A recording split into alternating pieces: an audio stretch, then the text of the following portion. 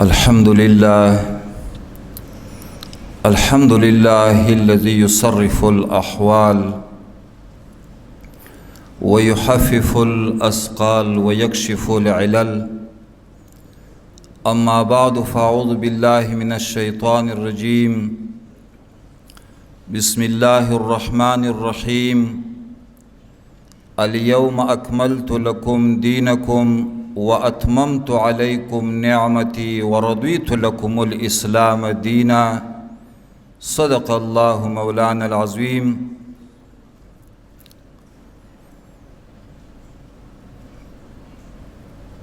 د تمام حضار مجلس په خدمت کې په یو شعر سره ستړي ماشي عرض کوم. څوک به د هر څه بولی، څوک به د هر څه بولی، زه د بادشاه بولم سلام درته کوم. دا د غیرتی اولس په نمایندګۍ دا دردمن افغانون دا د ډیر ناز قابل یی او دا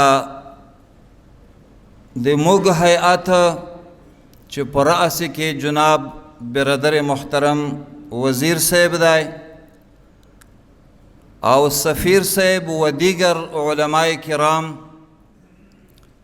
د دې خدمت کې عرض کوم بأبي و أمي ناطق في لفظه، بأبي و أمي ناطق في لفظه، ثمن تباع به القلوب وتشتر. شاعر فرمائی چې مور او پلار میں جوڑا دینا قربان شا خپل محبوب تیائی. تا چې کله خبرې کې دا خبرې د پیسې دی د زړونه په باندې آخله و خرڅوي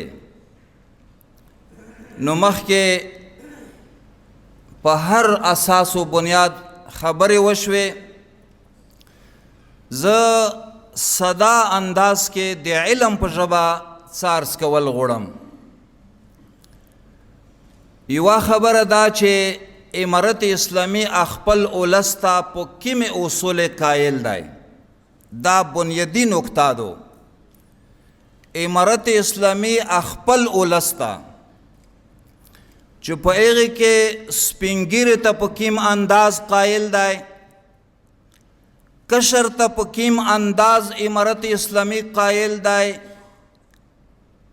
او عالم ته په کوم انداز قایل دی، دا امارت اسلامی د چا قدم تعقیبوي د ډېر توجه په امید. سردار کونین آقای دو جهان فخر کائنات نبی پاک صلی اللہ علیہ وسلم په دنیا کې آخری شپې او ورځې دي یو فرمان اقدس صادر او فرمیلو د ډېر توجه په امید یم. داسې تاریخي فرمان صادر او فرمیلو چې دنیا خیرانه کړې ده. اوی فرمیل چې د خپل ځان نه ورستیا خلیفه ته توصیه فرمیم. الله اکبر. امارت اسلامی د دې مسیر د تعقیب هغه قدم مخ په وړاندې اخلي. اوی فرمیل د خپل ځان نه ورستیا چا ووی خطیب الانبیاء، امام الانبیاء، فخر کائنات نبی پاک صلی اللہ علیہ وسلم د ما نه ورستیا خلیفه ته توصیه فرمیم، وصیت کما. اول خبره دا د امارت اسلامی پالیسی ده، اتقوا الله. اے د ما نه ورستیا چې کله د ما امت دپاره څوک خلیفه مقرریږي ټول نه مخکې خدای نه د وویریږي. اتقوا الله. ما نه ورستیا خلیفه د خدای نه د وویریږي.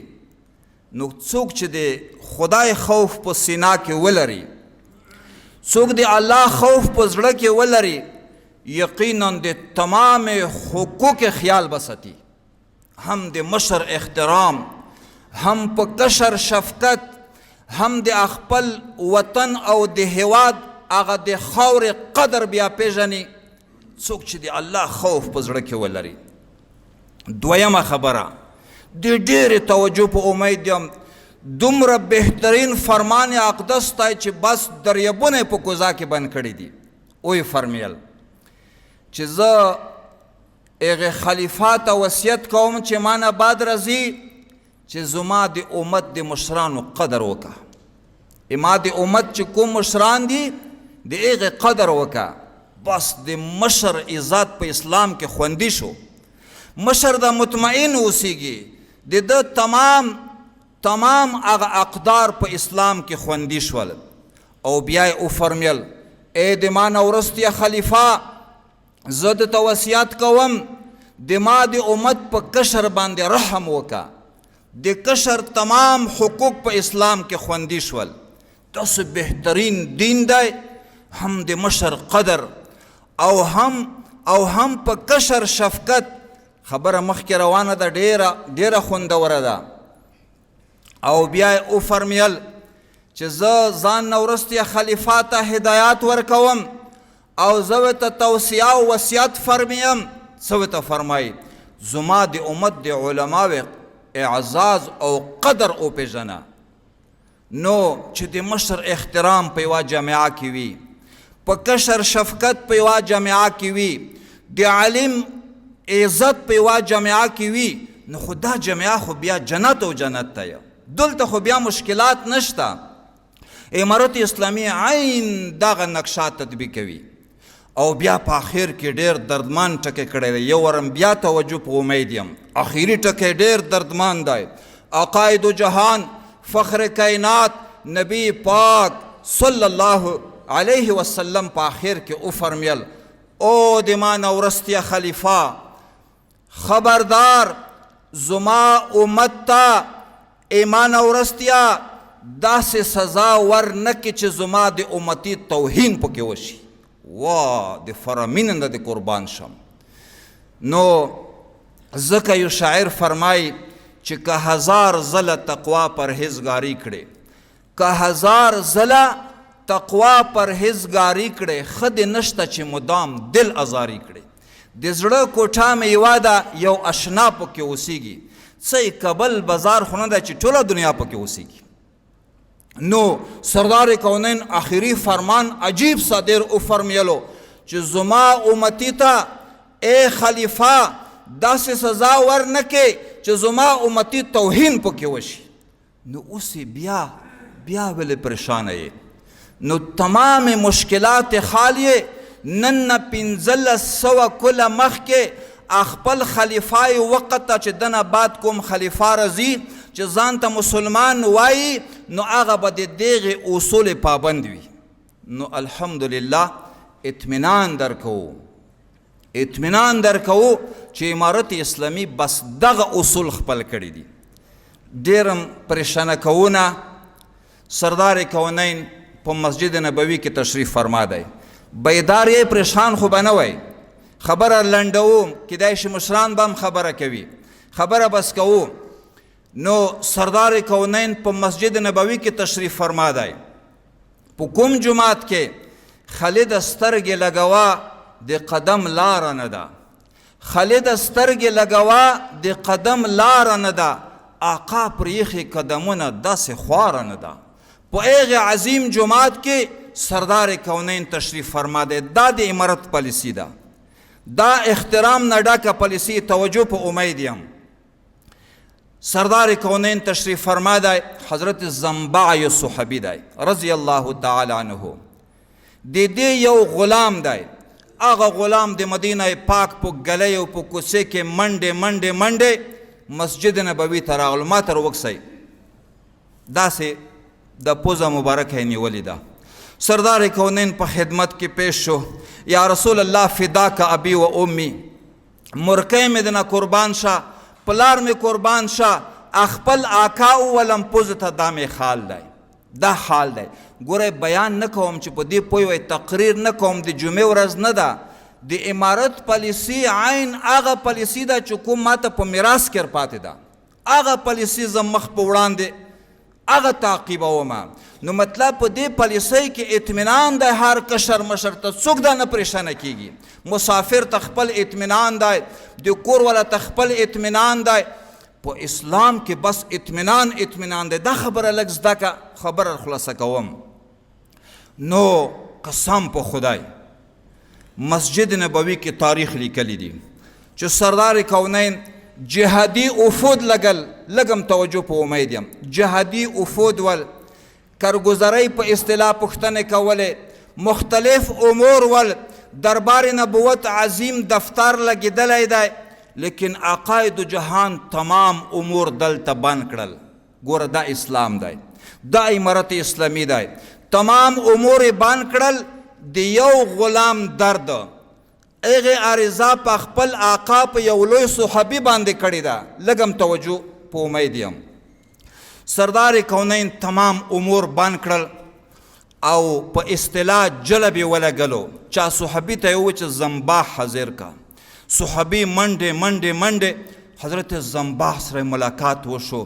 خبر نه یې تو غلام په دربار نبوت کې عریضه کړې ده، سردار کونین غوښته یې بس حاضر شه. قسم په خدای شلیدلی ګریوان، څپلۍ نه بغیر، پوړې نه بغیر، حضرت زنباح منډې دربار نبوت کې ماته راوکسئ. داسې ټیټې سترګې ودرېدو، دلته یې لاس ایښي دي، داسې عرض یې وکړو یا رسول الله فداک ابي و امي، مور او پلار مې جوړا دي نه قربان شه، زنباح حاضر دی. څه فرمان دی؟ عقاید جهان ورته وفرمیل دا غلام ته د سزو په څه ورکړې ده. یا رسول الله پوی نه شوم، د دومره سزو نیت مې نه و، مګر څپړو تیزه شوه، دا حالات جوړ شول. اوس عقاید جهان ته وکسه. دا امارت اسلامی دی، دا اسلام دی، دا د شفقت دین دی، دا د محبت دین دی، دا د اخلاص دین دی. په خدای قسم سردار کونین د حضرت زنباح غلام ته ووی چې د دې سزا په بدل کې ورسا پیغمبر فرمان دا دی چې ته مې آزاد کړی دی دنه. دا اسلام دی.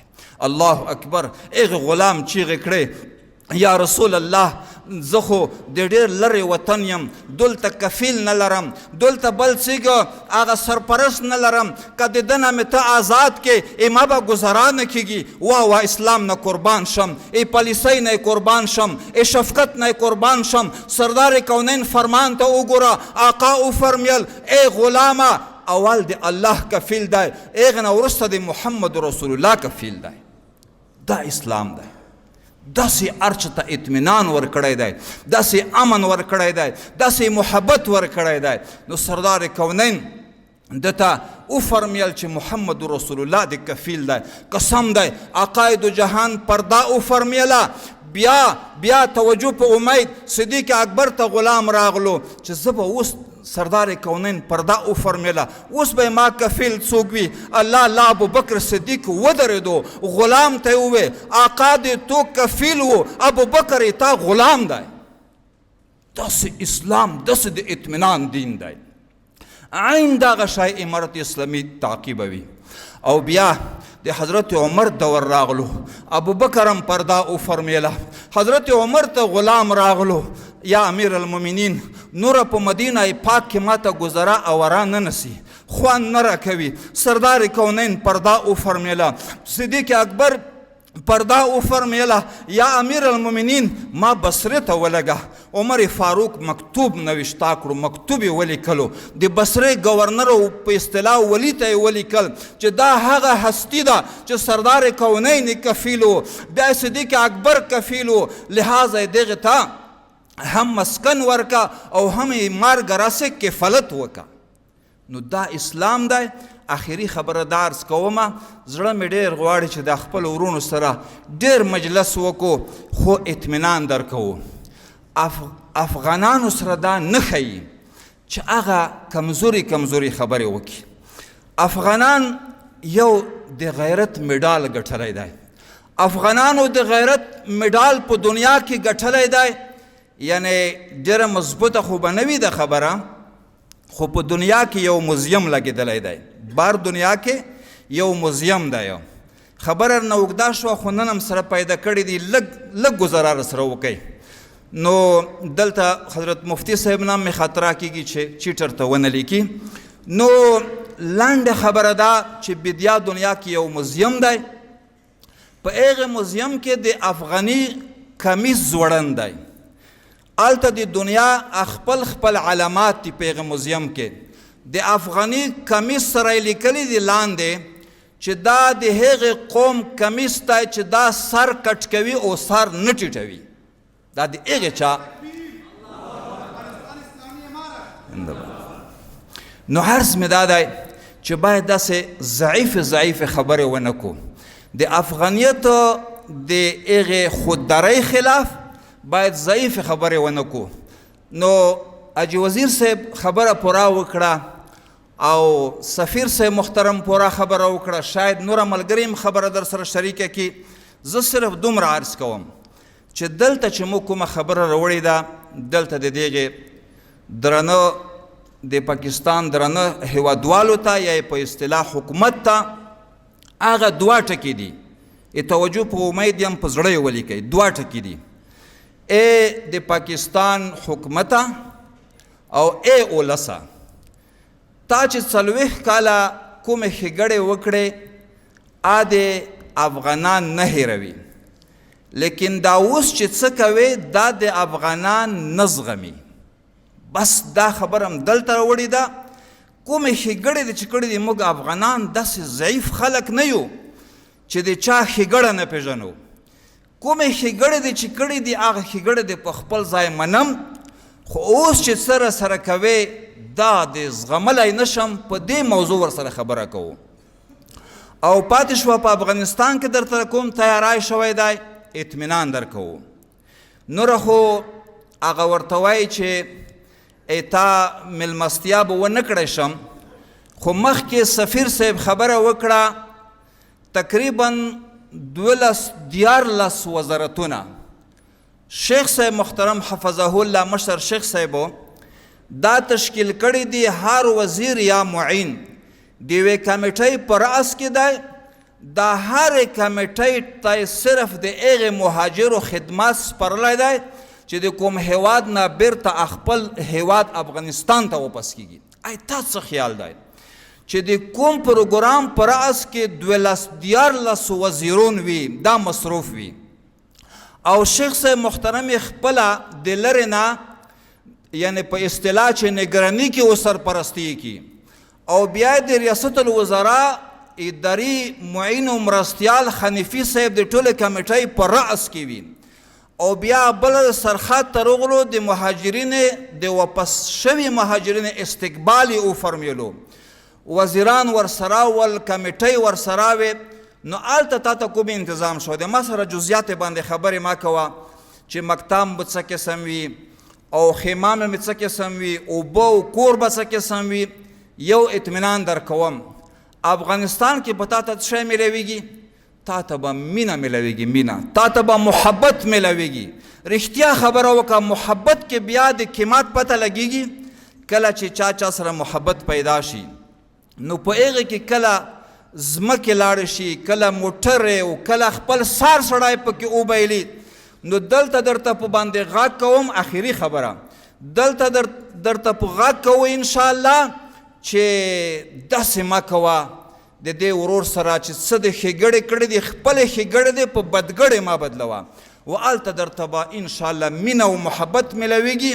خلاصه غیږ به میلویږي او په محبت کې بیا ډېر څه به بیا درکولی کېږي.